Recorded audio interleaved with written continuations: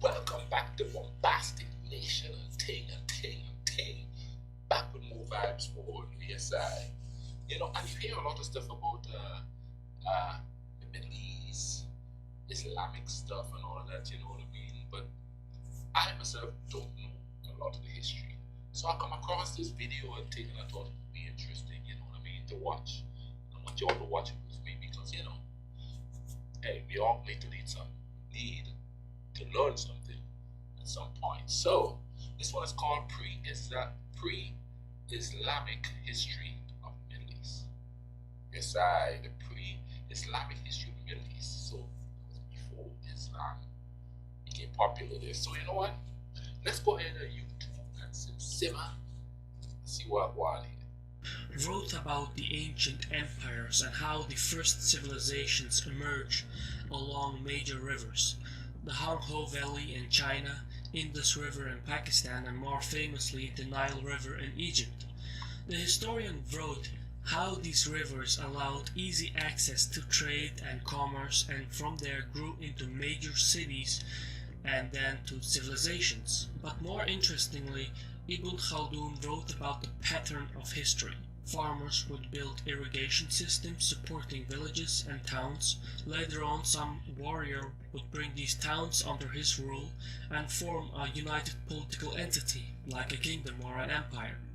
Then a tribe of nomads would come along and conquer this kingdom and seize all the holdings and settle in their place and further expand the new empire. As time went by, the nomads would assimilate and become soft city dwellers, exactly the kind of people they had conquered before. Is that what happened to this society becoming soft?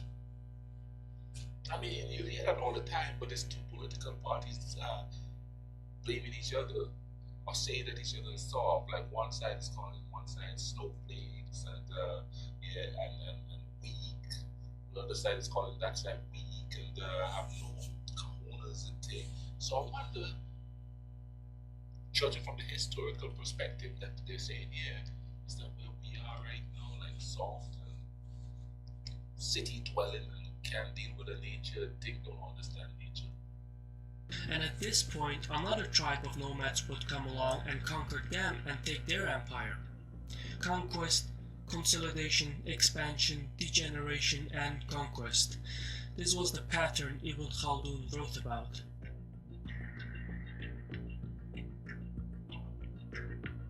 The first civilization was the land between the rivers of Tigris and Euphrates, later known as Mesopotamia and Babylon.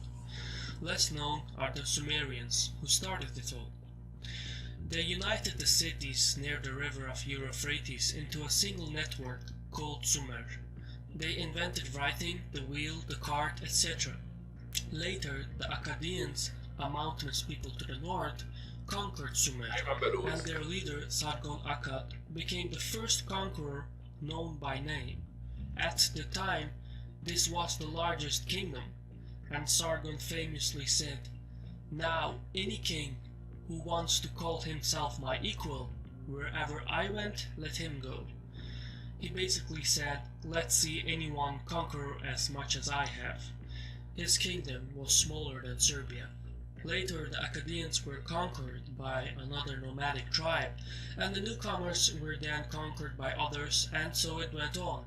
The Gutians, Hurrians, Amorites, they all conquered, settled, expanded a little, and then assimilated from warrior to city folk. But every conquest left something behind. The Amorites founded the city of Babylon, and from this city emerged the first Babylonian Empire. The Babylonians were pioneers in astronomy and mathematics. Then the Assyrian tribe to the north took it over and founded the Assyrian Empire. Their capital, Nineveh, is considered one of the greatest cities in antiquity. The Assyrians made a number of innovations and improvements. They erected the first library and used paved roads. They even came up with the first kind of imperial administration, in which subject nations and vassals reported to a central authority. But the Assyrian rulers also gained a reputation as merciless tyrants. Now, it's hard to say if they were really worse than the other rulers in their time, but one of their strategies to keep the realm stable was by moving whole populations to other places. After a while, the Assyrians Sound familiar? Moving whole populations to other places. Damn. lost their power to other tribes like the Sumerian descendants, Babylonians, Kashites. These tribes fought each other for about 2 centuries until the Assyrians came back and re-established their empire. They've been fighting for centuries over there. Centuries. I don't know why people think that they could just go in and make it better. They fight for centuries, man. That's crazy. And returned to their divide and rule strategy. Eventually, the Assyrians fell to one of their subject nations, the Chaldeans. They rebuilt the Second Babylonian Empire, and they're well known for their achievements in astronomy, medicine, architecture, and mathematics. In fact, it was the Chaldeans who built the Hanging Gardens of Babylon, one of the ancient 7 world wonders. But the Chaldeans followed the same strategy as the Assyrians had, by uprooting whole populations in order to divide and rule. It was the Chaldean king of Babylonia, Nebuchadnezzar, who first smashed Jerusalem and dragged the Hebrews into captivity. Then came the invasion by the highland people to the east, the Persians and the Medes. The Babylonians were defeated and their infrastructure and political system was used to found the Persian Empire. The Persian Emperor Cyrus the Great had conquered the known world. His realm extended from the Nile to the Indus River. But the Persians are best known for their political reforms. They followed the opposite strategy of the Assyrians.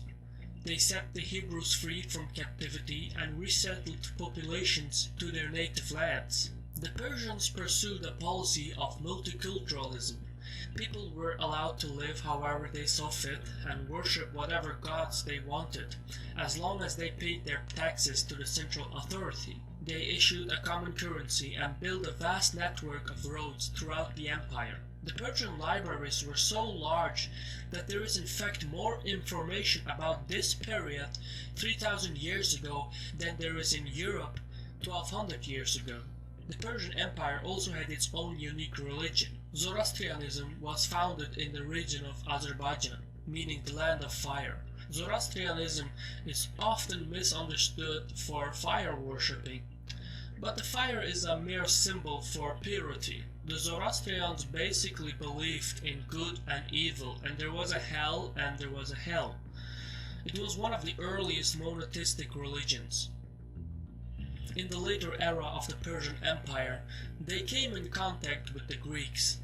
The Greeks supported revolts in the Persian Empire, and this provoked the Persian Emperor Darius to punish the Greeks. Darius formed one of the largest armies ever, but the size was more a liability than an advantage. There was no real effective way to direct so many men at such a distance.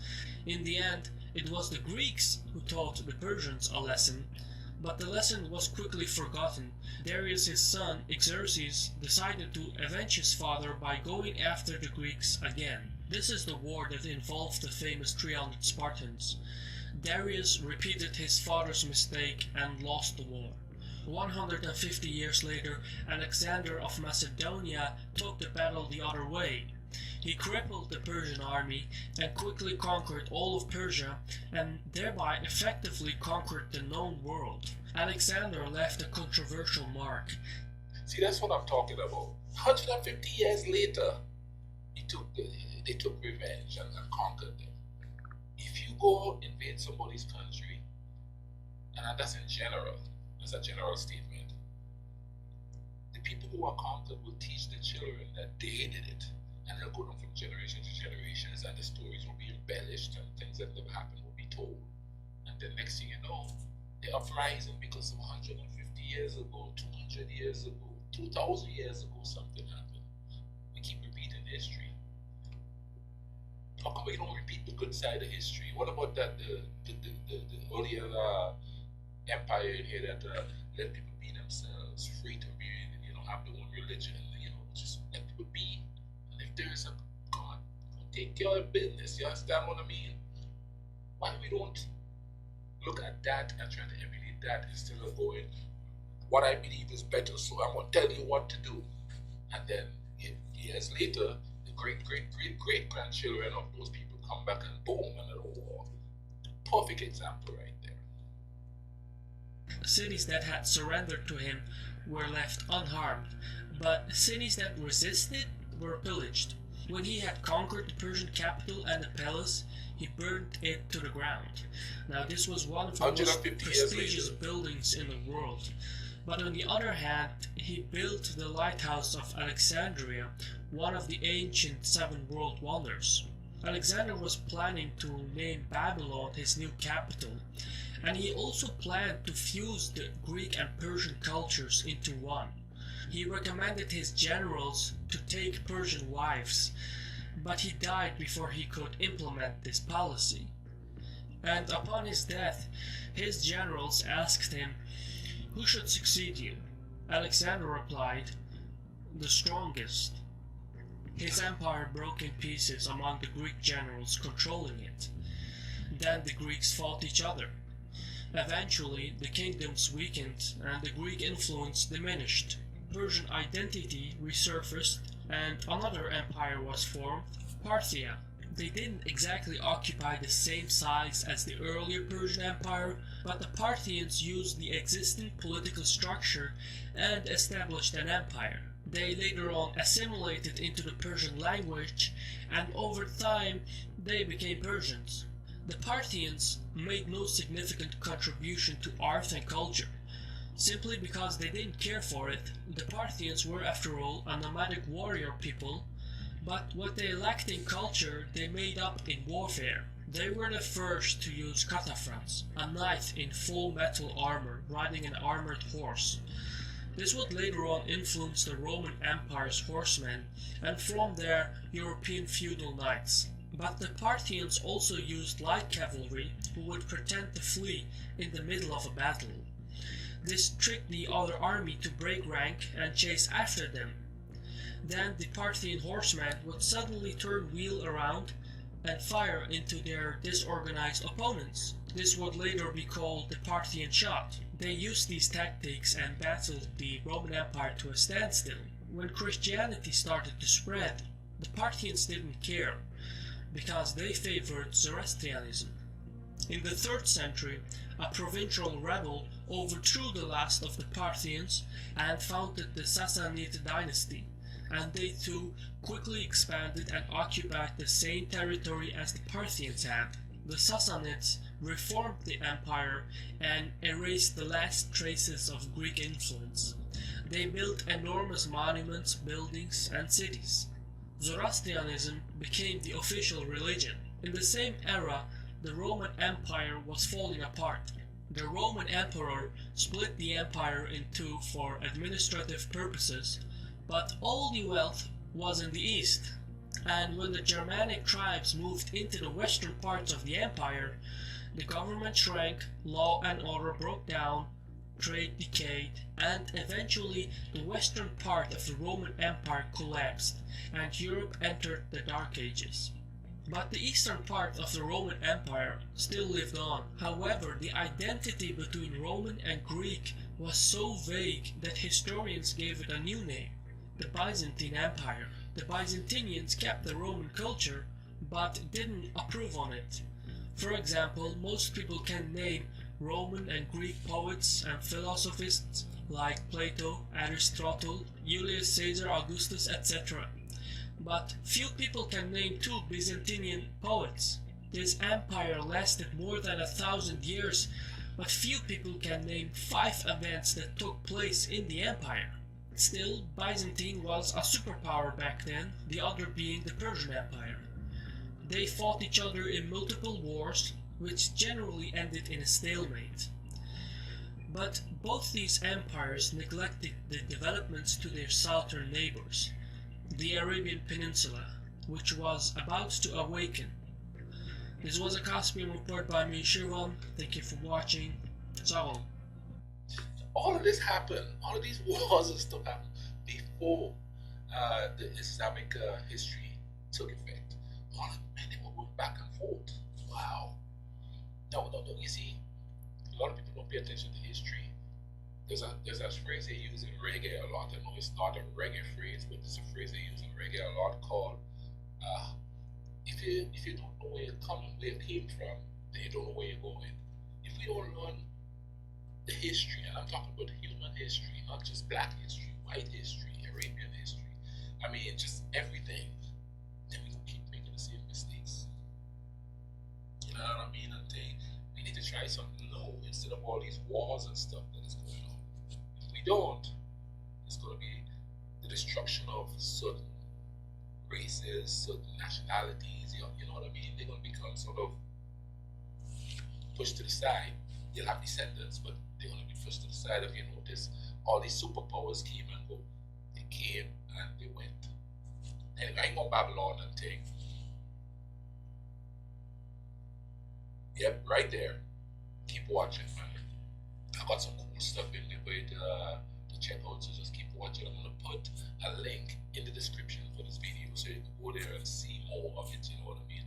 But this was pretty interesting, man. I'm glad I got watching. I hope you guys enjoyed it too. Cool runnings, alright?